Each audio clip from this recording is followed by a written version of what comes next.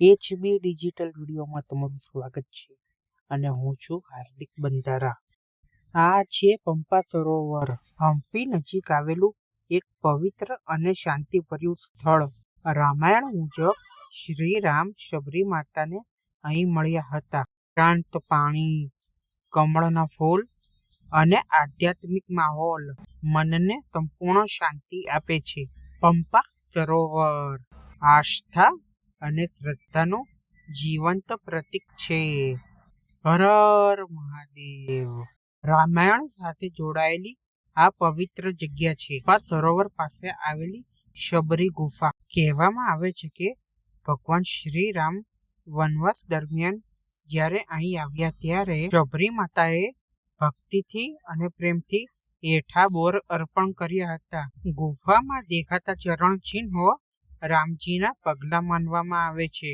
ભલે આ ઘટના ઐતિહાસિક પુરાવાથી સાબિત ન હોય, પરંતુ હજારો વર્ષોથી ભક્તોની શ્રદ્ધા આ જગ્યા સાથે જોડાયેલી છે. આજે પણ આ સ્થળ રામ ભક્તો માટે અખૂટ આસ્થા અને ભક્તિનું પ્રતીક છે. આ છે અંજનાદ્રી હિલ, જ્યાં પવનમાં પણ ભક્તિનો અહેસાસ થાય છે. કહેવાય છે કે આ પવિત્ર પર્વત પર હનુમાનજીનો જન્મ થયો હતો. ઊંચા પર્વતો, હરિયાળી અને શાંતિભર્યો માહોલ મનને સંપૂર્ણ શાંત કરી દે છે. અહીં પહોંચવા માટેની ચઢાણ જેમ જેમ આગળ વધે એમ ભગવાન પ્રત્યેની શ્રદ્ધા પણ વધી જાય છે. અંજનાદ્રી હિલ માત્ર એક જગ્યા નથી, આ એક આધ્યાત્મિક અનુભવ છે. જય બજરંગબલી, જય હનુમાન દાદા. આ છે હમ્પી, કર્ણાટકનું એવું સ્થળ જ્યાં ઇતિહાસ આજે પણ પથ્થરોમાં જીવંત છે. વિજયનગર સામ્રાજ્યની આ ભૂમિ એક સમયે વૈભવ અને સમૃદ્ધિની કેન્દ્ર હતી. અહીંના વિશાળ પથ્થરો, મંદિરો અને અવશેષો એ સમયની કહાની કહે છે. હમ્પી ફરતા એવું લાગે છે કે આપણે ઇતિહાસના પાનામાં ફરી રહ્યા હોય. આ જગ્યા ઇતિહાસ પ્રેમીઓ માટે સ્વર્ગ સમાન છે.